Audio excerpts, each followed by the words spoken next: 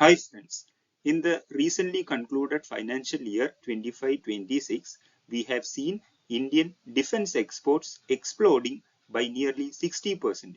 We will see what is the success story behind this increase in Indian defense exports.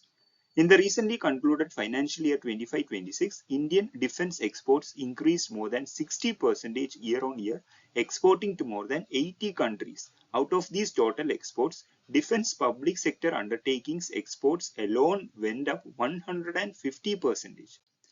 DPSU, as you might already know, defense public sector undertakings are government-owned companies under the Ministry of Defense that design, manufacture and maintain defense equipment such as ships, aircraft, missiles, vehicles and electronics. Some of the examples include HAL in Hindustan Aeronautics Limited, Bharat Electronics Limited, Mazagon Dock Shipbuilders and many others.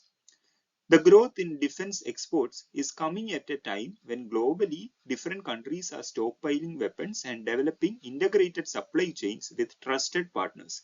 It could be taken as a sign that India is moving up the value chain. Recent conflicts around the world teaches us one thing: ammo and weapons are consumed very quickly, and the logistics system, that is the supply lines, factories, transport, gets overloaded much sooner than what peacetime planning assumed. Therefore, cheaper weapons and easier to produce platforms are required so that the countries can keep deploying the weapons without being crippled by supply chain breakdowns. But there is one drawback to India's defense exports. It is concentration effect, meaning Armenia was a major buyer from India, importing nearly 2 billion alone of Akash surface-to-air missiles as well as rocket launchers and howitzers. But why Armenia? Armenia and neighboring Azerbaijan does not share a good relation, as we saw during the previous conflicts between the two countries regarding Nagorno-Karabakh. Azerbaijan is supported by Turkey by providing cheap military equipments. Russia is the traditional supplier to Armenia, but Armenia also wants to diversify. This is a map, and Armenia is a little country here. It is surrounded by Azerbaijan and Turkey.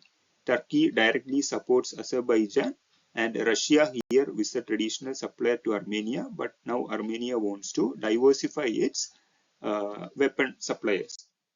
It is good that the Indian DPSU is increasing its defense exports, but we must ensure that private sector growth is also encouraged. Why? The reasons are: number one, countries that emerged as major defense exporters by offering competitive prices had close public-private partnerships in defense manufacturing. Case in point, South Korea, and South Korea has two major defense players. One, Korea Aerospace Industries, with 26% of the company owned by the National Export-Import Bank, and Hanwha Group, a family-run conglomerate, but work closely with the government on defense projects. Reason number two, global industries are interested in India not because of the DPSUs alone, but more because of the innovation being displayed by smaller startups in the defense sector. Therefore, they need to be integrated better into the supply chains. Why India must support a strong defense production policy at all? Reason number one, building a full-fledged domestic ecosystem, which includes PSUs plus private firms, where India designs, develops and manufactures weapons, aircraft, ships, electronics, etc. in large volumes, will help India from moving away from heavy dependence on imports. Reason number two is geopolitical advantage. India should not keep its defense industry fully closed. Instead, it should export weapons to other countries and import components and technology from global suppliers. Why is that so? If a country A buys Indian missiles, India can use that defense trade relation to nudge A on security, sanctions, or regional issues.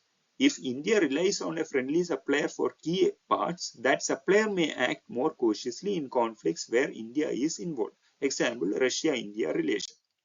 Defense trades can become a stabilizing glue that makes countries more reluctant to escalate tensions or break ties because they risk disrupting valuable contracts, supply chains, and co-production projects.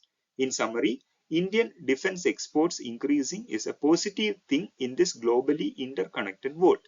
India must ensure that its private players, like small scale startups, are also given proper visibility and not just promoting the DPSUs alone.